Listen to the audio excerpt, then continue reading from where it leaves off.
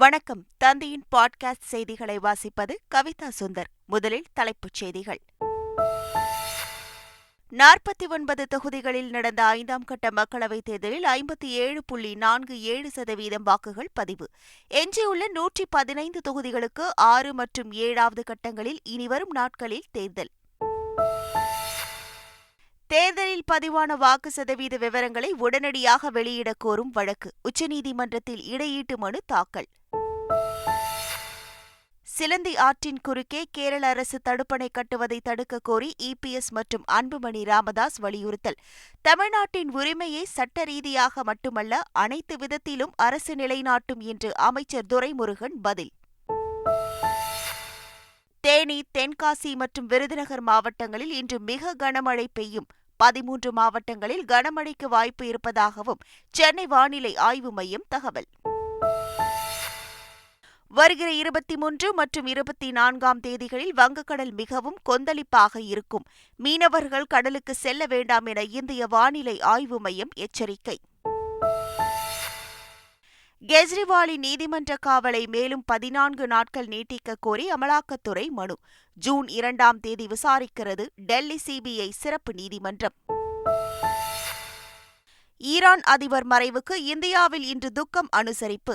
அனைத்து அரசு அலுவலகங்களிலும் தேசிய கொடி அரை கம்பத்தில் பறக்கும் என மத்திய அரசு அறிவிப்பு. கஞ்சா வழக்கில் சவுக்கு சங்கரை 2 நாட்கள் போலீஸ் காவலில் விசாரிக்க அனுமதி. மதுரை மாவட்ட போதைப்பொருள் தடுப்பு சிறப்பு நீதிமன்றம் உத்தரவு.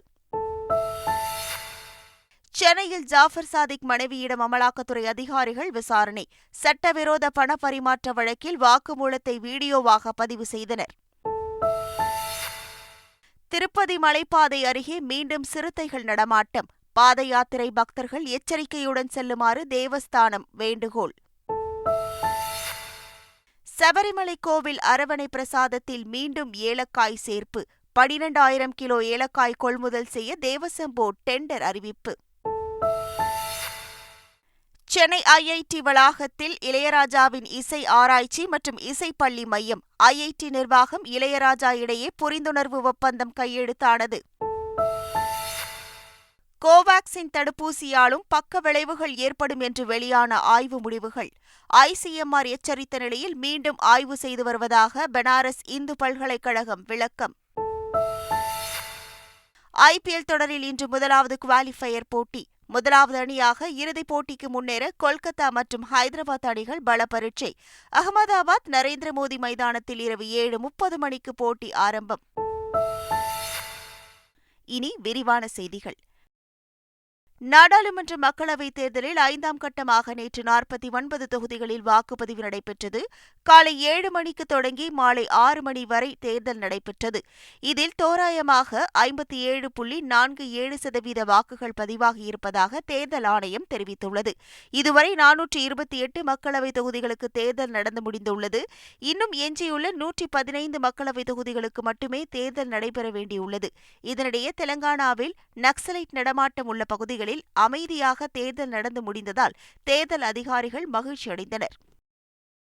தேர்தலில் பதிவான வாக்கு சதவீத விவரங்களை உடனடியாக வெளியிடக் கோரும் வழக்கில் உச்சநீதிமன்றத்தில் இடையீட்டு மனு தாக்கல் செய்யப்பட்டுள்ளது.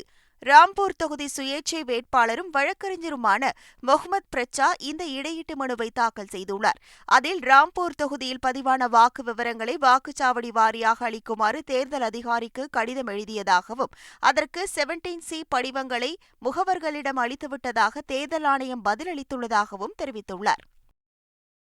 சிலந்தி ஆற்றின் குறுக்கே கேரள அரசு தடுப்பணை கட்டுவதை தடுக்க சட்ட ரீதியான நடவடிக்கை எடுக்க வேண்டுமென எதிர்க்கட்சித் தலைவர் எடப்பாடி பழனிசாமி மற்றும் பாமக தலைவர் அன்புமணி ராமதாஸ் வலியுறுத்தியுள்ளனர். சிலந்தி ஆற்றில் தடுப்பணை கட்டுவதன் மூலம் 55,000 ஏக்கர் நிலங்கள் பாதிக்கப்படும் என அன்புமணி ராமதாஸ் தமது அறிக்கையில் குறிப்பிட்டுள்ளார். சிலந்தி ஆற்றின் குறுக்கே கேரளா தடுப்பணை கட்டும் விவகாரத்தில் உரிமையை தமிழ்நாடு அரசு நிலைநாட்டும் என்று அமைச்சர் துரைமுருகன் பதிலளித்துள்ளார். இது தொடர்பாக அவர் வெளியிட்டுள்ள அறிக்கையில், காவிரி தீர்ப்பை மீறும் விதமாக கேரளாவோ கர்நாடக அரசோ செயல்பட முயற்சித்தால் அதை உறுதியுடன் எதிர்த்து தமிழ்நாட்டின் உரிமையை சட்ட ரீதியாக மட்டுமல்ல, அனைத்து விதத்திலும் தமிழ்நாடு அரசு நிலைநாட்டும் என்று துரைமுருகன் தெரிவித்துள்ளார். மேட்டூர் அணை ஜூன் 12ஆம் தேதி திறக்க வாய்ப்பில்லை என்பதால் குறுவை தொகுப்பு திட்டத்தை அரசு அறிவிக்க வேண்டும் என பாமக நிறுவனர் ராமதாஸ் வலியுறுத்தியுள்ளார். சமூக வலைதளத்தில் பதிவிட்டுள்ள அவர், அனைத்து பகுதிகளுக்கும் வேளாண்மைக்காக மும்முனை மின்சாரம் 24 மணி நேரமும் வழங்கப்படுவதையும் தமிழக அரசு உறுதி செய்ய வேண்டும் என கேட்டுக் கொண்டுள்ளார்.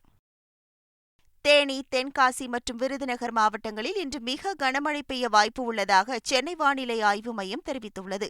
அதேபோல் கன்னியாகுமரி, நெல்லை, மதுரை, திண்டுக்கல் உட்பட 13 மாவட்டங்களில் ஓரிரு இடங்களில் கனமழை பெய்யும் என்றும் தெரிவிக்கப்பட்டுள்ளது. வருகிற 23 மற்றும் 24ஆம் தேதிகளில் வங்கக்கடல் மிகவும் கொந்தளிப்பாக இருக்கும் என இந்திய வானிலை ஆய்வு மையம் எச்சரித்துள்ளது. இதனால் மீனவர்கள் 2 தினங்களுக்கு கடல் பகுதிக்கு செல்ல வேண்டாம் என அறிவுறுத்தப்பட்டுள்ளனர். மேலும் கடலுக்கு சென்ற மீனவர்கள் 23ஆம் தேதிக்குள் கரை திரும்பவும் எச்சரிக்கப்பட்டுள்ளனர். இதனிடையே நாளை தென்மேற்கு வங்கக்கடலில் உருவாகும் குறைந்த காற்றழுத்த தாழ்வு பகுதியானது காற்றழுத்த தாழ்வு மண்டலமாக வலுப்பெற்று 24 மற்றும் 25ஆம் தேதிகளில் வடக்கு ஒடிசா மற்றும் கங்கை நதி, மேற்கு வங்கத்தில் ஒரு சில இடங்களில் அதிகனமழை பெய்ய வாய்ப்பு உள்ளதாக தெரிவிக்கப்பட்டுள்ளது. டெல்லி மதுபான கொள்கை முறைகேடு வழக்கில் முதல்வர் அரவிந்த் கெஜ்ரிவாலின் நீதிமன்ற காவலை மேலும் 14 நாள் நீட்டிக்க கோரி சிபிஐ சிறப்பு நீதிமன்றத்தில் அமலாக்கத்துறை மனு தாக்கல் செய்துள்ளது. இந்த மனுவை வரும் ஜூன் 2ஆம் தேதி விசாரணைக்கு எடுத்துக் கொள்வதாக டெல்லி சிபிஐ சிறப்பு நீதிமன்ற நீதிபதி தெரிவித்துள்ளார். இதனிடையே இந்த வழக்கில் பிஆர்எஸ் கட்சியின் மூத்த தலைவர் கவிதாவின் காவலை ஜூலை 3ஆம் தேதி வரை நீட்டித்து டெல்லி சிபிஐ சிறப்பு நீதிமன்றம் உத்தரவிட்டுள்ளது. டெல்லி முதல்வர் அரவிந்த் கெஜ்ரிவால் உயிருக்கு அச்சுறுத்தல் இருப்பதாக கூறி ஆம் ஆத்மி கட்சி எம்எல்ஏக்கள் தேர்தல் ஆணையத்திற்கு கடிதம் கொடுத்துள்ளனர். அந்த கடிதத்தில் கெஜ்ரிவாலின் உயிருக்கு அச்சுறுத்தல் ஏற்படுத்தும் வகையில் சில மெட்ரோ ரயில் நிலையங்களில் மிரட்டல் செய்தி எழுதப்பட்ட படங்கள் வலைதளங்களில் வெளியாகியுள்ளதாக தெரிவிக்கப்பட்டுள்ளது. கெஜ்ரிவாலுக்கு மிரட்டல் விடுத்தவரை உடனடியாக கைது செய்து பாதுகாப்பை உறுதி செய்ய வேண்டும் எனவும் வலியுறுத்தப்பட்டுள்ளது. ஈரான் அதிபர் இப்ராஹிம் ரைசியின் மறைவையொட்டி இந்தியாவில் இன்று ஒருநாள் துக்கம் அனுசரிக்கப்படுகிறது. இதற்கான அறிவிப்பை மத்திய அரசு வெளியிட்டுள்ளது. அதன்படி அனைத்து அரசு அலுவலகங்களிலும் இந்திய தேசிய கொடி அரைக்கம்பத்தில் பறக்கும் என்றும் அதிகாரப்பூர்வ அரசு நிகழ்ச்சிகள் எதுவும் நடைபெறாது என்றும் மத்திய அரசு அறிவித்துள்ளது. கஞ்சா வழக்கில் சவுக்கு சங்கரை 2 நாட்கள் போலீஸ் காவலில் விசாரிக்க மதுரை மாவட்ட போதைப்பொருள் தடுப்பு சிறப்பு நீதிமன்றம் அனுமதி அளித்துள்ளது. இதையடுத்து போலீஸ் பாதுகாப்புடன் சவுக்கு சங்கர் தேனிக்கு அழைத்து செல்லப்பட்டார். தனது வழக்கறிஞரை சந்திப்பதற்கு அனுமதிக்க வேண்டும் என்ற சவுக்கு சங்கரின் கோரிக்கையை நீதிபதி ஏற்றார்.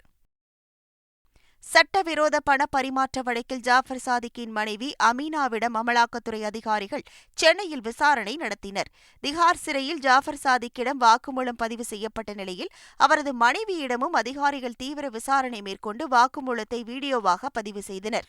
ஜாஃபர் சாதிக் கடந்த 10 ஆண்டுகளாக சேர்த்த சொத்துக்கள் எவ்வளவு, வங்கி பண பரிவர்த்தனை ஆவணங்கள், திரைப்பட தயாரிப்பு தொடர்புடைய ஆவணங்கள் என அனைத்தையும் பெற்று விசாரணை நடத்தினர். திருப்பதி மலைப்பாதை அருகே மீண்டும் சிறுத்தைகள் நடமாட்டம் தென்பட்டதால் பக்தர்கள் எச்சரிக்கையுடன் செல்ல வேண்டும் என்று தேவஸ்தானம் வேண்டுகோள் விடுத்துள்ளது.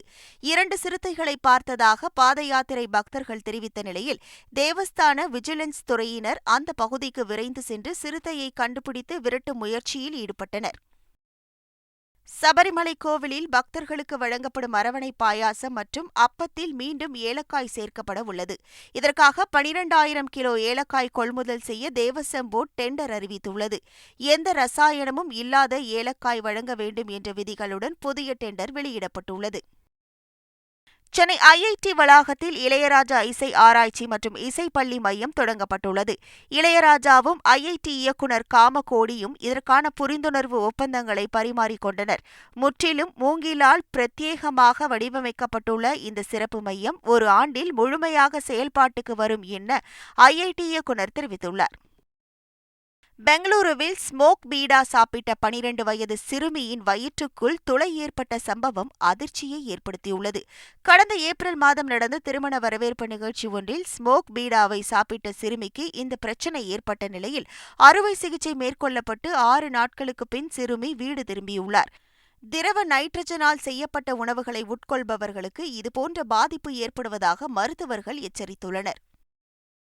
குஜராத்தில் இலங்கையைச் சேர்ந்த 4 IS தீவிரவாதிகள் அதிரடியாக கைது செய்யப்பட்டுள்ளனர். அவர்களிடமிருந்து பாகிஸ்தான் தயாரிப்பு ஆயுதங்கள் கைப்பற்றப்பட்டிருப்பதாக தெரியவந்துள்ளது. அவர்களுக்கு குஜராத்தில் முக்கியமான இடங்களில் தற்கொலைப்படை தாக்குதல்களை நடத்த உத்தரவு பிறப்பிக்கப்பட்டிருப்பதாகவும் அவர்கள் பாகிஸ்தானிலிருந்து உத்தரவுக்காக காத்திருக்கிறார்கள் எனவும் போலீஸ் தரப்பு தகவல்கள் வெளியாகியுள்ளன. பிரபஞ்சத்தின் ரகசியமாக கருதப்படும் கருந்துளைகள் பற்றிய முக்கிய தரவுகளை இஸ்ரோ சேகரித்துள்ளது. கருந்துளை செயல்பாடுகள் குறித்து ஆராய்ச்சி செய்வதற்கு இஸ்ரோ சார்பில் ஆஸ்ட்ரோசாட் எனும் செயற்கைக்கோள் கடந்த 2015ஆம் ஆண்டு விண்ணில் ஏவப்பட்டது. அந்த செயற்கைக்கோள் கருந்துளையிலிருந்து வெளியே வரும் எக்ஸ்ரே போட்டான் துகள்கள் குறித்த தரவுகளை சேகரித்துள்ளது. இந்தோனேஷியாவில் செயற்கைக்கோள் மூலமான ஸ்டார்லிங்க் இணைய சேவைகளை எலான் மஸ்க் தொடங்கியுள்ளார். பாலி மாகாணத்தின் தலைநகர் டென்பசாரில் நடைபெற்ற துவக்க விழாவில் இந்தோனேஷியாவின் சுகாதாரத்துறை அமைச்சர் புடி குனாடி மற்றும் அரசு அதிகாரிகள் கலந்து கொண்டனர். ஸ்டார்லிங்க் மூலம் இதுவரை இணைய சேவைகளே கிடைக்காத பல லட்சம் மக்களுக்கு இணைய வசதிகள் கிடைக்கும் என்று எலான் மஸ்க் கூறியுள்ளார்.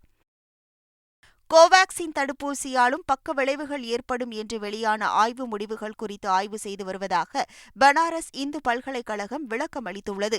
முறையாக ஆய்வு நடத்தாமல் வெளியிட்ட முடிவை திரும்பப் பெறாவிட்டால் சட்ட நடவடிக்கை எடுக்கப்படும் என ICMR எச்சரித்த நிலையில் பனாரஸ் இந்து பல்கலைக்கழக நிர்வாகம் இந்த அறிவிப்பை வெளியிட்டுள்ளது.